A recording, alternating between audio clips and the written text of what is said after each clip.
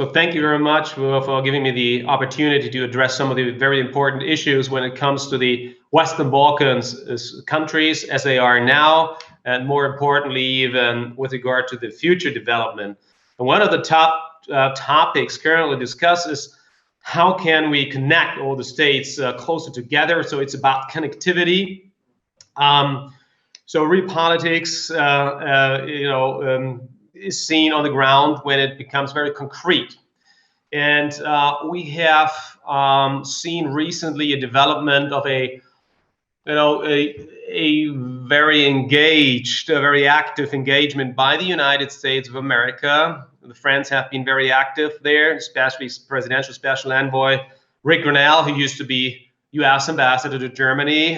So I've been working very closely together with him on German transatlantic issues, not at all with regard to Western Balkans issues. And that is some criticism that I have. And it's really a pity that the United States did not really cooperate with us here. So one of the criticisms that I would have with regard to the U.S. engagement is transparency. Reaching out to the Europeans, not only to me, but to Miroslav Lajčák, for example, who is the special envoy from the European side for Serbia, Kosovo, and the Western Balkans. So that would have been a natural partner to discuss things.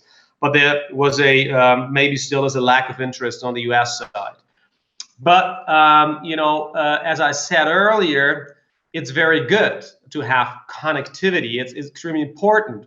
So all in all, from my perspective and from the German government's perspective, we certainly very much welcome a U.S. engagement. And I think it would be stupid not to welcome anything that brings the countries closer together on the ground, very real, concrete project. And now we're speaking of connectivity. What does that mean? It means bringing people closer together. It's about building highways. It's about building railway tracks. It's about new air routes. The problem that I have with that, it's way too early to judge on, as I call them, the White House papers. I'm speaking about what was signed in the Oval Office just recently with President Vučić and Prime Minister Hoti and President Trump. The problem that I have is how realistic is the implementation of the things that are contained in these agreements.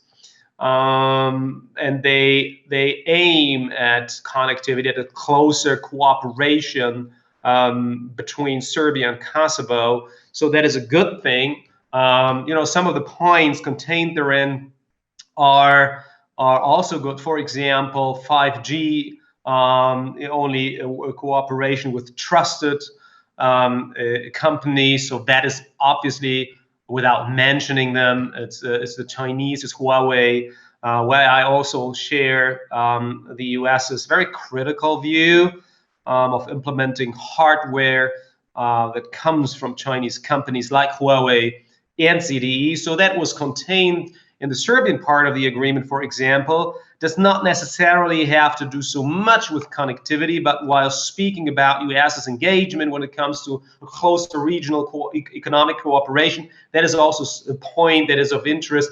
So I wonder how that will be all implemented. So put on the ground when push comes to shove, does Vučić and Hoti really have the political boldness and power and the political will, for that matter, to implement these things that are contained in these White House papers?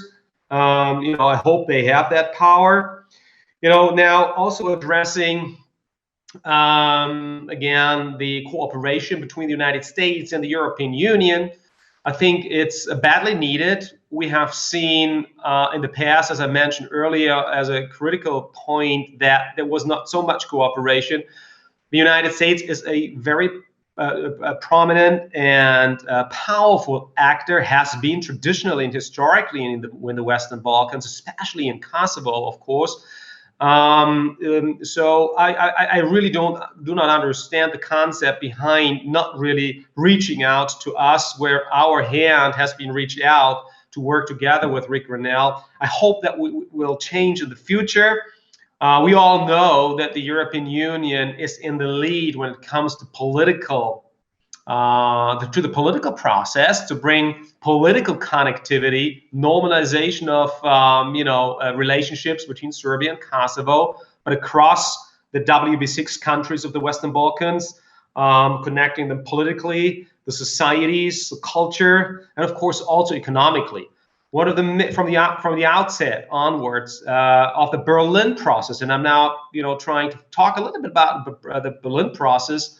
It was connectivity. When that was the whole idea by Angela Merkel when she launched that idea, bringing a closer neighborly relationship, cross-border cooperation, facilitating the cooperation across the borders of the WB6 countries. Not so much, of course, also with support by Germany and the EU, but that they do it themselves. It's better than only the push forward by others. So the governments of the WB6 countries, that is at the very core of the Berlin process, should work closer together. And so this idea that was now presented in the White House papers in Washington is not so new. It's actually at the core of the Berlin process. So this is something that is good, that the Americans also see this, that is the same goal. So again, I really invite and plead to the American friends who are very close and good friends to work closer together with the Europeans. The Europeans focus a lot on the political side, but also, as I said, within the Berlin process, on the regional cooperation, and when it comes to economy and all the good stuff like trains, flights, and highways and other things. Water and power supply is also a big chunk of the cake that needs to be put together. Wouldn't it be a wonderful thing and actually very smart when the Americans and the Europeans, together with the governments of the WB6, do something together? We work for the same interests, for the same goals. I think that could be a very, very successful and smart approach. So I invite everybody to engage in that. One further thing is Germany is currently the presidency in the European Union Council. Started already on July 1st, and it runs all the way to the end of this year. So we are more or less halfway through it. Time is running fast. So we made it a point that one of the really top priorities of Germany's presidency in the EU Council is EU integration and support during the pandemic and thus very challenging times of the WB6 region.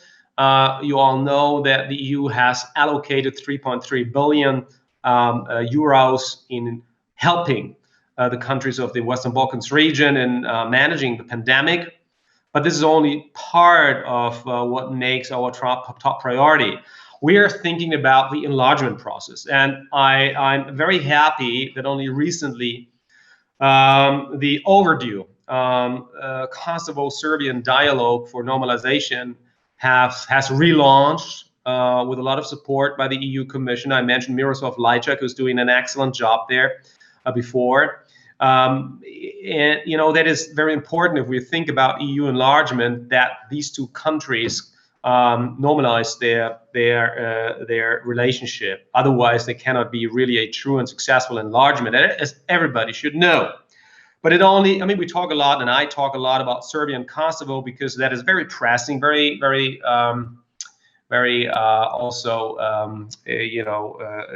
giving the whole region, from our perspective, an image. But of course, we look to Northern Macedonia and to Albania, and you all have seen that it was for some time obviously not possible to give a green light for starting formal accession talks, negotiations with these two countries from the European side. So I'm happy now that after some trouble that I have to admit was there in the European Union, we are now in a situation where it goes forward. The Albanian people deserve as do the Northern Macedonian people, deserve a perspective of an EU accession process that is honest, transparent, but also, as I always say, those who want to become a member of the European Union, they also have to contribute. So it's all about reforms. But now we have to differentiate a little bit about between the reforms, because there are at least two sides. One side is the new method, the so-called new methodology when it comes to the EU enlargement process, which I still do not really understand the benefit in that. So maybe it's too early to evaluate that, and that is a good point for discussion, by the way. The other thing is, and I think even more importantly, is from the perspective of the countries themselves. It's about the internal domestic reforms, fight against corruption, organized crime, vetting processes when it comes to the judicial system. That is so important, to have a stable and reliable legal environment, so that it's not only on paper, but that you have really a fully functional legal and administrational system. From a foreigner's perspective, now, if you want foreign direct investments, if you want investors, companies, either to relocate or to build up a new factory, a new production site in either one of the countries, one has to understand stability, reliability of the stately structure. It is so important. So this is why I think everybody needs to understand, not to tell us in the existing European unions, yes, we understand, we know what we need to do, we have passed some bills, a solid track record to deliver on the ground, really live the reforms. It is so important to understand that and to do that. Otherwise, I think it will be a very slow process to actually bring foreign investors into the countries and create new jobs and a perspective.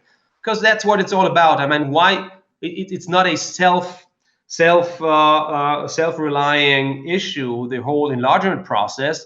It's extremely important from the EU, from the existing European Union side, our interest in a growing, in a Western Balkans integrated full membership EU, is that the WB6 countries are surrounded by the existing European Union, by the member countries. It's in the very heart of us, of the European Union, and we obviously see a lot of third influences, like especially China and Serbia, for example, and other countries, Turkey, the Emirates, and so on.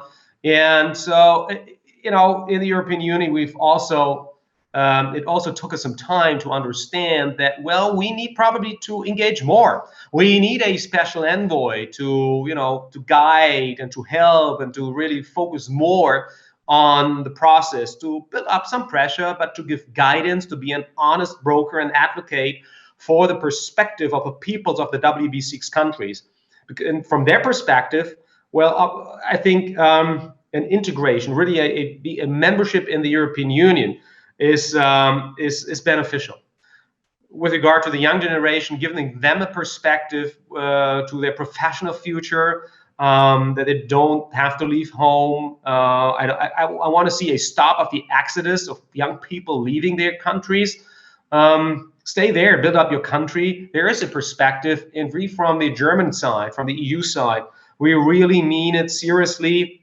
And I personally, one of the strongest advocates in the 2003 Thessaloniki summit, promises being made, and I still stand behind that, a perspective of the countries in the European Union.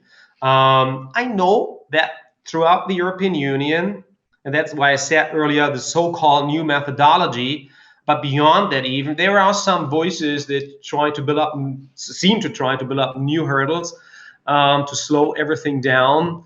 EU enlargement is extremely unpopular in the European Union, also in Germany, but we have made that promise. I stand behind that, and I think it's, again, beneficial and a good thing for the European Union and the WB6 countries. We need them in the European Union. They need to do their homework, not come up with new ideas like land swaps or any other stupid things. It's not going to help.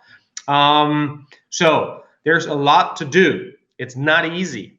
And I have not yet even mentioned reconciliation, working through the respective histories of the countries. It's not an easy thing, but it's necessary.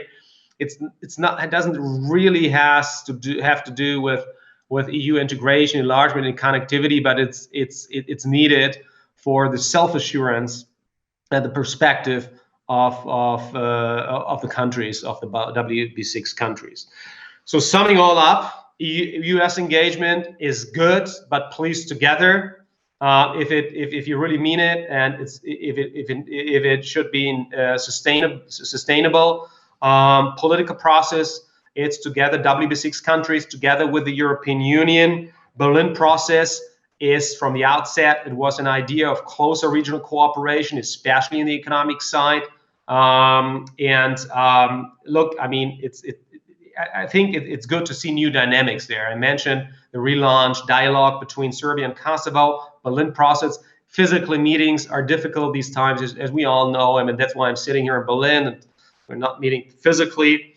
But I know that the German Chancellor is 100,000% behind a Berlin process and EU integration. She has always been one of the strongest advocates for EU membership of the countries. That's why she had this initiative some years ago to come up with the Berlin process, because she sees that the WB6 and its people are part of an integral part of the European Union. That will not change, but we all need to engage together if we share the same goal of EU integration. With that, I think I've said enough. I'm looking forward to a very good conversation. I wish the conference and the organizers all the best. That is a very good format. It's a good thing to engage, and I hope that we can physically meet again in the hopefully nearer future. Good luck to everybody, and thank you.